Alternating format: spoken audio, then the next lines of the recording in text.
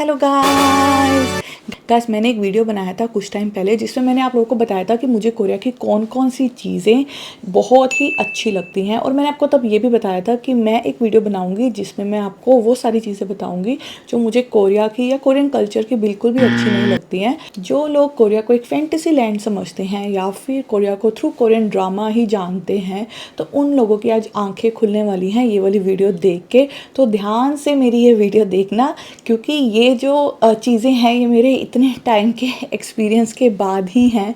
तो और जो लोग कोरिया को ऑलरेडी जानते हैं वो कुछ चीज़ें या फिर सारी चीज़ें ज़रूर मेरे से एग्री करेंगे। तो इधर उधर की बकवास ना करते हुए let's start the video. Korean companies जो होती है ना वो बहुत ज़्यादा अलग होती हैं एमएनसी मल्टीनेशनल कंपनीज या फिर वेस्टर्न कंपनी से बहुत, और इसमें बहुत सारे पॉइंट्स आते हैं। तो मैं आपको सब एक एक पॉइंट करके बताऊंगी।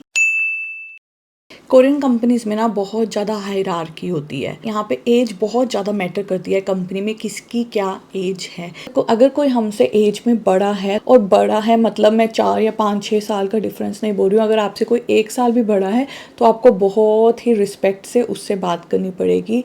अगर 2 लोग हैं जैसे, उनकी अगर जो ज़्यादा एज वाला आपसे कम पोजीशन पे है तो भी आपको एज के कारण उसको बहुत अच्छी रिस्पेक्ट से ही बुलाना पड़ेगा। सो पोजीशन से ज़्यादा मैटर करता है कि आपकी एज क्या है। कोरियन कंपनीज में टॉप डाउन हायरार्की फॉलो होती है। जो भी रूल्स होते हैं, जो भी पावर होती है वो सीनियर लोगों को मिलती है। जो रूल आपका सीनियर बनाता है आपको उसको फॉलो करना पड़ता है, इवन दो आपको लग रहा है कि उसने गलत रूल बनाया है या फिर वो गलत इंस्ट्रक्शन दे रहा है, but still you have to follow. Boss is always right होता है कंपनीज में, बट यहाँ पे कुछ ज़्यादा ही होता है। तो चुपचाप अपने बॉस की बातें, इंस्ट्रक्शन सारी फॉलो करो without even questioning him. Korean companies में आने का तो टाइम है बट जाने का कोई टाइम नहीं है। वैसे तो ऑफिशियली जो टाइम होता है 9 to 6 रहता है, बट इसको कोई फॉलो भी नहीं करता है। यहाँ पे कोरिया में ना बहुत ही ज़्यादा नॉर्मल माना जाता है लॉन्ग आवर्स तक काम करना, देर देर रात तक काम करना। अगर कोई देर तक काम कर रहा है तो it is not considered as something very special या उस चीज़ को कोई अप्रिशिएट करेगा। It is considered very normal, और जो काम नहीं करता है एक्स्ट्रा उसको एबनॉर्मल माना जाता है। अगर आप रात के 9 या 10 बजे कोरियन कंपनीज के बाहर देखोगे तो लाइट्स वगैरह जल रही होती हैं, क्योंकि बहुत सारे एम्प्लॉयज़ वहाँ पे काम कर रहे होते हैं। वीकेंड्स पे भी बहुत सारे लोग ऑफिस जाके काम करते हैं। And the worst thing is कि उन लॉन्ग आवर्स के आपको पैसे भी नहीं मिलते हैं, उसका कोई बेनिफिट नहीं मिलता है। ना ही आपको उसके लिए एक्स्ट्रा सैलरी मिलेगी और ना ही उसके लिए आपको एक्स्ट्रा कोई छुट्टी मिलेगी। अब ये जो कल्चर है ना ये चेंज हो रहा है। बड़ी बड़ी कंपनीज इस चीज़ के लिए आपको बेनिफिट देती हैं, बट वो बड़ी बड़ी कंपनीज काफ़ी कम हैं। ये चीज़ मुझे बिल्कुल अच्छी नहीं लगती, क्योंकि इसके कारण फैमिली लाइफ बहुत ज़्यादा डिस्टर्ब हो जाती है और जो वर्क प्रेशर है बहुत ज़्यादा रहता है। कोरियन कंपनीज़ में जो प्रमोशन होता है ना वो टैलेंट के बेस पे ज़्यादा नहीं होता है, कि आप सोच रहे हो कि मैं तो बहुत अच्छे से बहुत ही स्मार्टली काम कर रही हूँ तो मेरा प्रमोशन जल्दी जल्दी या मेरा इंक्रीमेंट बहुत जल्दी जल्दी हो जाएगा। तो ऐसा नहीं होने वाला। अगर 2 लोग हैं और एक ने कंपनी पहले ज्वाइन की है और एक ने बाद में ज्वाइन की है, जो थोड़ा सा बाद वाला जो बंदा है वो काफ़ी अच्छे से स्मार्टली और बहुत ही सही काम कर रहा है तो उसका प्रमोशन जल्दी होगा, सैलरी ज़्यादा बढ़ेगी। बट ऐसा नहीं होता, जो पहले आया उसका प्रमोशन जल्दी होगा। इस कारण से ना कोरियन कंपनी में काम करते हुए ज़्यादा मोटिवेशन नहीं मिलती है, क्योंकि आपको ऐसा लगता है कि क्या ही फ़र्क पड़ेगा, मेरा प्रमोशन तो तभी होगा जब मेरा इस कंपनी में ज़्यादा टाइम बीतेगा। ह्वेशिक एक बहुत ही बड़ी चीज़ है कोरियन कंपनीज़ के कल्चर में। इसका मतलब होता है कि जब आपका काम ख़त्म हो जाता है तो आप अपनी टीम और बॉस के साथ बाहर जाके डिनर करते हो आफ्टर वर्किंग आवर्स, और वो जो खाना है वो काफ़ी देर तक चलता है। It is considered as a extension of work. पहले तो आप इतनी देर तक काम करो, फिर आपको ये डिनर पे भी जाना पड़ता है, और ये हफ्ते में 2 से 3 बार होता है। तो हर कोई अपने बॉस से क्लोज आना चाहता है ह्वेशिक के time, but at the same time they don't want to do, तो इट्स वेरी टॉक्सिक थिंग। ह्वेशिक वाला कल्चर काफ़ी हद तक अब बदल रहा है। अब जो यंग लोग हैं वो ये चीज़ ह्वेशिक नहीं करना चाहते, but it is still there. ऐसा नहीं है कि पूरा ख़त्म हो गया, इट इज़ स्टिल देयर। जो ओल्ड लोगों का माइंडसेट है वो ऐसा है, तो बट चेंज हो रहा है, but it is gonna take some time. If you coming to Korea and आप सोच रहे हो कि आप बहुत सारे कोरियन फ्रेंड्स मस्त वाले बनाने वाले हो, तो अपनी उम्मीदों को वहीं पे छोड़ के आओ। कोरियन लोगों को अपने खुद के लोग बहुत अच्छे लगते हैं और उनको अपनी खुद की लैंग्वेज में बात करना बहुत अच्छा लगता है। तो अगर तो आपको उनकी नेटिव लैंग्वेज आती है, अच्छे से आती है, देन तो देयर इज़ पॉसिबिलिटी कि आप उनके अच्छे फ्रेंड्स बन सकते हो। बट अगर आप उनसे इंग्लिश में बात कर रहे हो तो उनके उनके उनमें और आप में बहुत बड़ा गैप रहेगा। इवन दो कोई कोरियन को इंग्लिश आती भी है, अच्छी भी आती है, बट स्टिल वो अपनी कंफर्ट जोन नहीं छोड़ना चाहते। They really want to speak in their own language. जो कोरियन और फॉरेनर में हमेशा यहाँ पे गैप रहता है। यहाँ पे जो जो फ्रेंडशिप है कोरियन और फॉरेनर में, वो एक लेवल तक नहीं के बियॉन्ड नहीं जाती है। जो डीप लेवल पे कनेक्शन यहाँ पे नहीं बन पाता है। मेरे जो कोरियन फ्रेंड्स बने हैं वो भी मुझे ओवर द मैनी ईयर्स, जो मेरे कॉलीग और मेरे फ्रेंड्स काफ़ी टाइम से मैं जानती हूँ, तो मैं कुछ को अच्छी दोस्त बना पाई हूँ, but otherwise it is very very difficult to connect with them. Emotionally वो लोग कनेक्ट नहीं कर पाते हैं फॉरेनर से। बहुत सारे कोरियन लोग आपको ऐसे मिलेंगे जो फॉरेनर से बात इसलिए करते हैं क्योंकि वो अपनी इंग्लिश इम्प्रूव करना चाहते हैं। कोरिया में कूड़ा फेंकना बहुत ही बड़ा डिफ़िकल्ट टास्क है। आप सोचोगे कूड़ा फेंकने में क्या दिक्कत है भाई, बट ट्रस्ट में यहाँ पे कूड़ा फेंकना is the most difficult thing मुझे जो लगती है, और वो मुझे अभी तक लगती है। तो यहाँ पे जब कूड़ा फेंकना होता है ना, ऐसे नहीं कि आपने कुछ खाया और आप फेंक दो।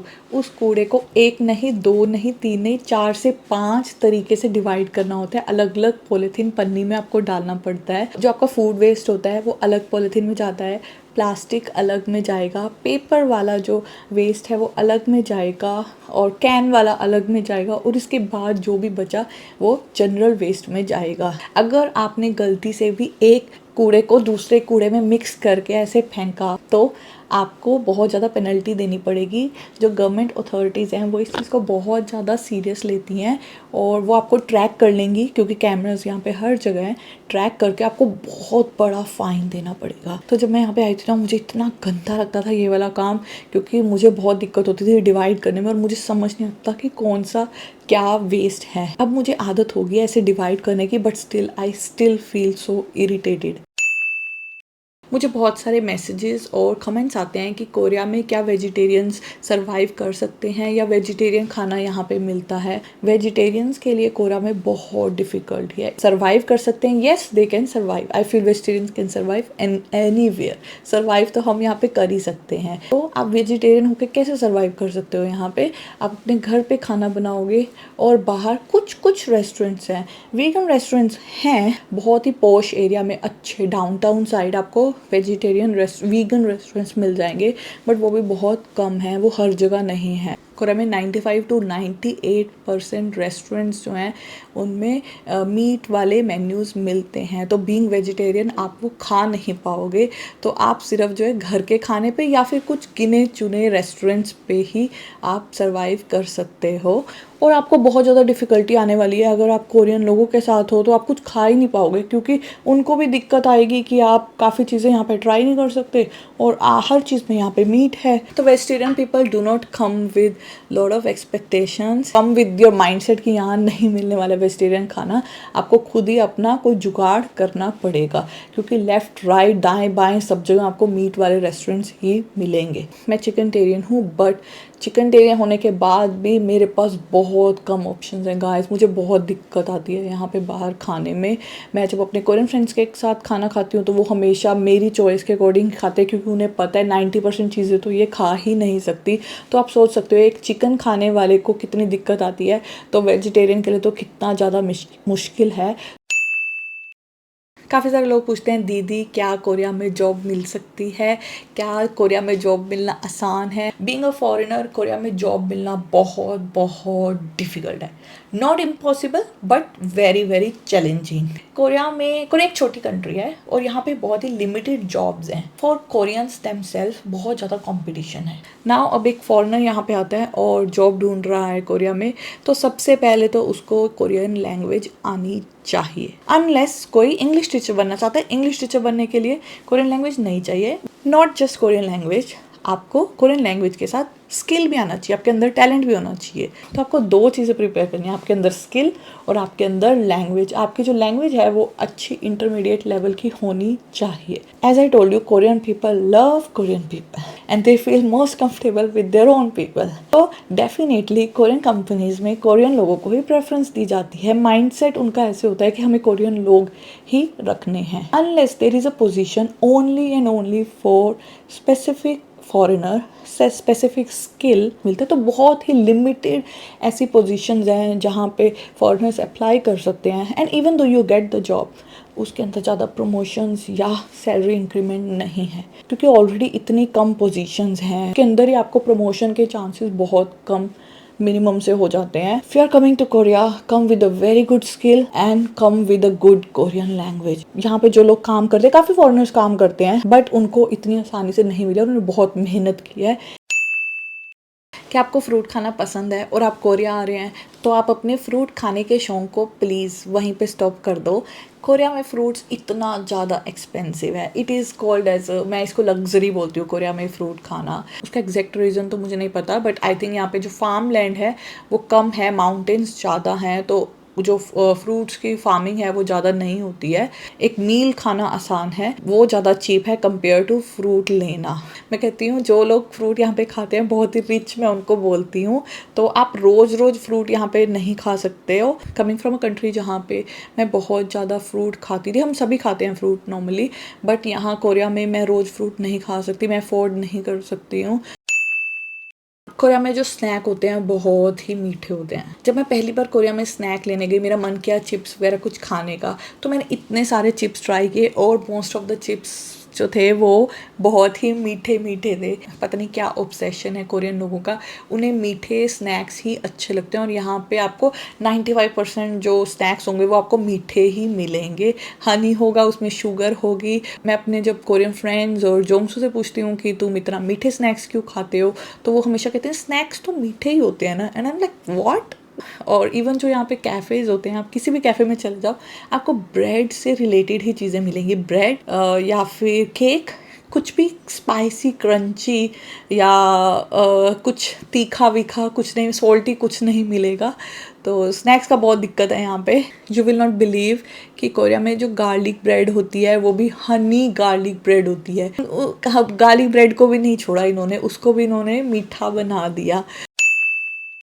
पाली पाली नेचर, पाली पाली होता है मतलब जल्दी जल्दी। कोरिया के लोगों का दिमाग में एक चीज़ है कि हर चीज़ जल्दी जल्दी करो। तो जब आप एक फॉरेनर होके यहाँ पे आते हो तो आपका दिमाग तो वैसा जल्दी जल्दी वाला नहीं होता है, but they expect you to do everything जल्दी जल्दी। आपको अपने ऑफिस में या कुछ भी काम होगा, आपको हर चीज़ इनको जल्दी जल्दी देनी पड़ेगी, इतने ये इम्पेशेंट हो जाते हैं। तो जब तो मुझे कुछ उनसे रिसीव करना होता है कोरियन लोगों से, तो मुझे अच्छा लगता है कि मुझे हर चीज़ जल्दी जल्दी मतलब रिवर्ट आ जाता है, मुझे जल्दी जल्दी मेरा काम हो जाता है। But when it is time to serve them तो मुझे बहुत दिक्कत होती है, क्योंकि मेरा माइंड वैसा जल्दी जल्दी नहीं चलता है। तो आई हेट और I like this quality, Pali Pali nature. आप बताना कि ये अच्छी क्वालिटी है कि ये बुरी क्वालिटी है, but I wanted to share कि कोरियन लोगों का दिमाग बहुत ही इम्पेशेंट होता है। तो गाइज ये थे पॉइंट्स कोरिया के और कोरियन लोगों के जो मुझे बिल्कुल पसंद नहीं हैं। It can very person to person, but I wanted to tell you कि मुझे क्या क्या चीज़ें अच्छी नहीं लगती हैं। कुछ लोग मेरे से सहमत होंगे, कुछ लोग मेरे से सहमत नहीं होंगे, तो बट इट्स ऑल देयर। तो आप बताना कि आपको कैसा लगा ये मेरा video, and please like share and subscribe. I will see you in the hopefully next video. तब तक के लिए बाय बाय।